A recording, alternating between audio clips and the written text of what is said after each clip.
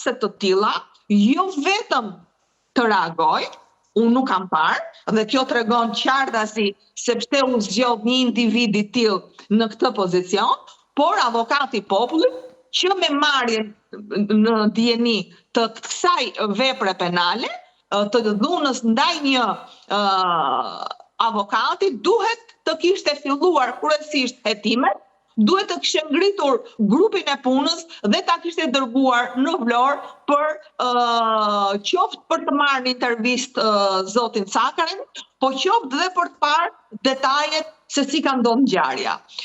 Për të shkuar ke dyshimet e arsyeshme që unë sapo citova, ka një problem të madh në këndvështrimin tim.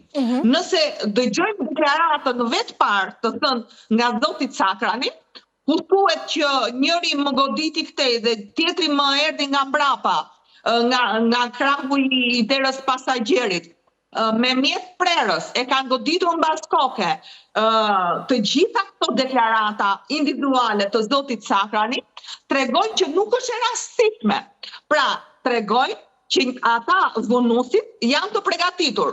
Ndërkohë, hajde ta krahasojmë pak këtë deklaratë në vetë parë që ka bërë zoti Cakrani, sepse këtë deklaratë që ka bërë zoti Cakrani e ka bërë edhe përpara policisë.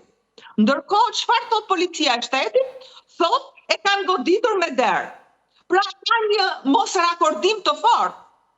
Ndërkohë që zoti Cakrani thot më fyen, më provokuan për një parkim, nuk e di se si mund të zvihesh për një parkim në karburant,